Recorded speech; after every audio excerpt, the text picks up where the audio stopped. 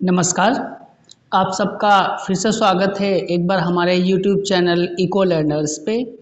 आज हम लोग मैक्रो इकोनॉमिक्स का एक कॉन्सेप्ट है पैराडॉक्स ऑफ थ्रिफ्ट, बचत का विरोधाभास नियम। उस पे डिस्कशन करने वाले हैं कि बचत का विरोधाभास नियम आखिर क्या होता है। पहली चीज़ तो जो हम बात करते हैं पैराडॉक्स की, पैराडॉक्स का मतलब होता है इकोनॉमिक्स में वहाँ वो एक्सेप्शनल केसेस जहाँ पर जनरल रूल या जनरल जो रेगुलेशन है वो काम ना करता हो। तो ऐसे ही एक हमारे पास पैराडॉक्स है, इसे हम नाम देते हैं पैराडॉक्स ऑफ थ्रिफ्ट या थ्रिफ्ट पैराडॉक्स, बचत का विरोधाभास। अब ये क्या होता है इसके बारे में जानते हैं। Paradox of thrift is an economic concept. Paradox of thrift, बचत का विरोधाभास, एक आर्थिक सिद्धांत है and which the concept is given by John Maynard Keynes. और ये कॉन्सेप्ट किसने दिया था? जॉन मेनार्ड कीन्स ने दिया था, जिन्हें कि हम फादर ऑफ मैक्रो इकोनॉमिक्स भी कहते हैं। अब क्या होता है thrift of paradox? It means that when all individuals in an economy try to save more, इसका मतलब क्या है कि एक इकोनॉमी में जब सभी इंडिविजुअल्स लोग ज़्यादा से ज़्यादा सेविंग करने की कोशिश करते हैं, then total saving in the economy में एक्चुअली डिक्रीज। अब देखिए होता क्या है कि लोग क्या करते हैं, जब इंडिविजुअल्स इकोनॉमी में, एक इकोनॉमी में रहने वाले जो इंडिविजुअल लोग हैं, वो जब कोशिश करते हैं कि क्या करें, ज़्यादा से ज़्यादा अधिक बचत करने लगें, ज़्यादा सेविंग्स करने लगें, तो उन्हें ऐसा लगता है कि सेविंग बढ़ेगी, बट वास्तव में in actually the savings are decrease. लेकिन वास्तव में सेविंग्स क्या होती है? डिक्रीज होने लगती हैं। क्यों होती हैं?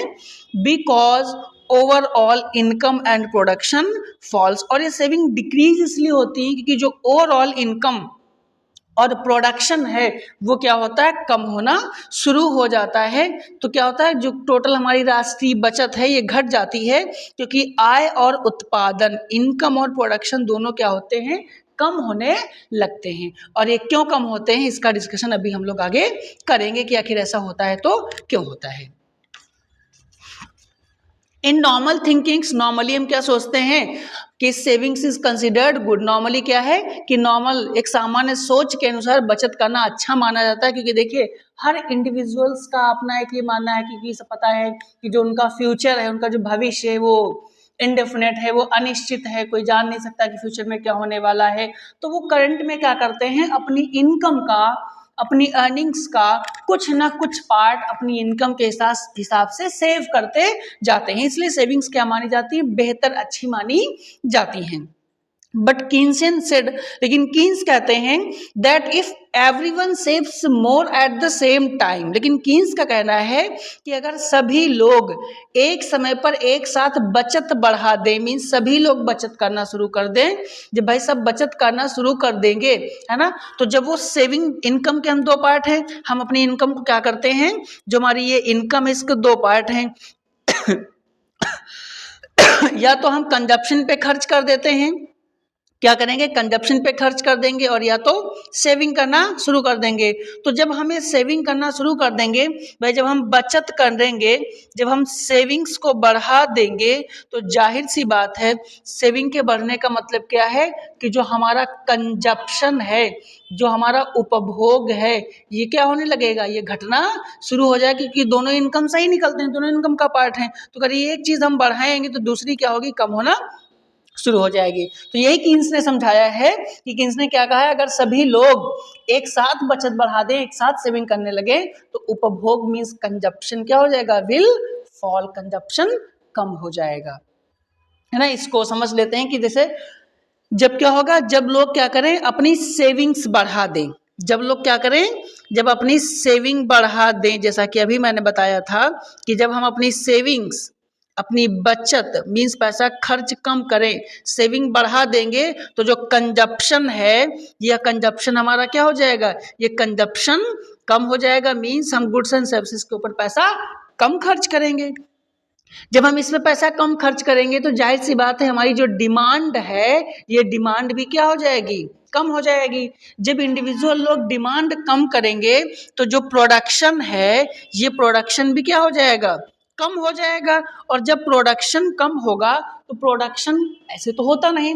प्रोडक्शन करने के लिए प्रोडक्शन में जो एंटरप्रेन्योर होता है, जो प्रोड्यूसर होता है, वो फैक्टर्स ऑफ प्रोडक्शन का इस्तेमाल करता है। किसका करता है?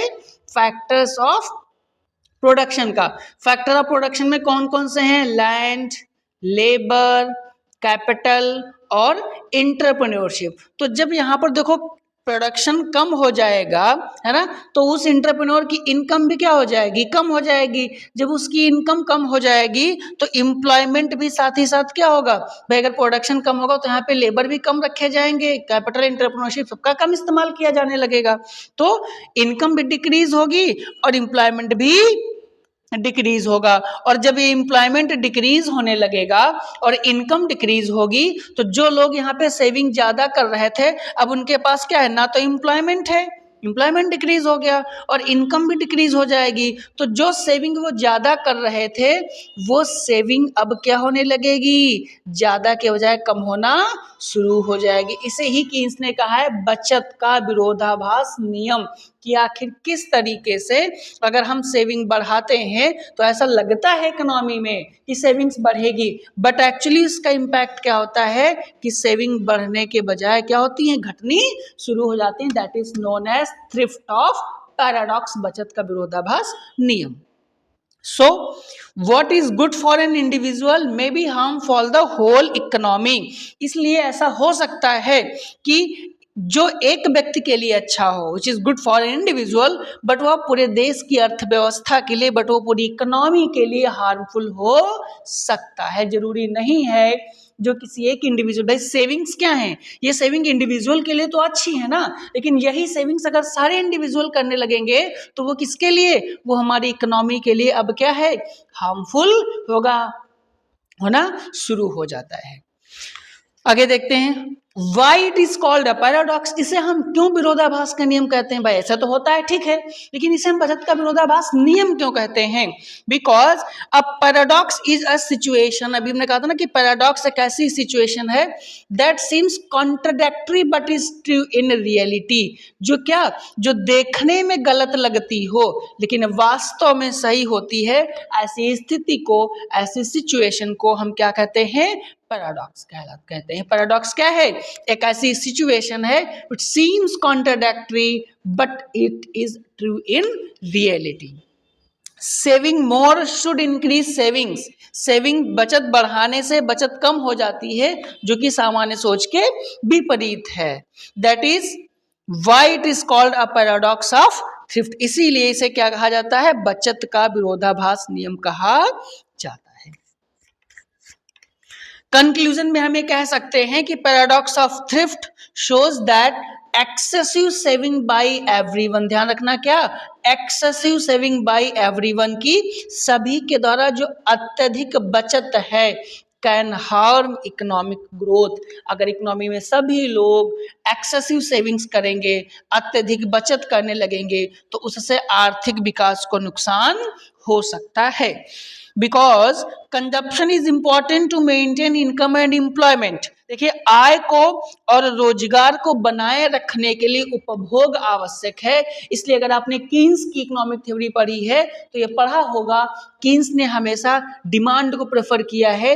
कीन्स ने कहा है कि जितनी ज्यादा हम डिमांड, मीन्स एग्रीगेट डिमांड कह लो इसको, हम जितनी ज्यादा एग्रीगेट डिमांड इकोनॉमी में बढ़ाते जाएंगे तो हमारा जो इनकम है, एम्प्लॉयमेंट है, सारी प्रॉब्लम्स सॉल्व होती रहेंगी।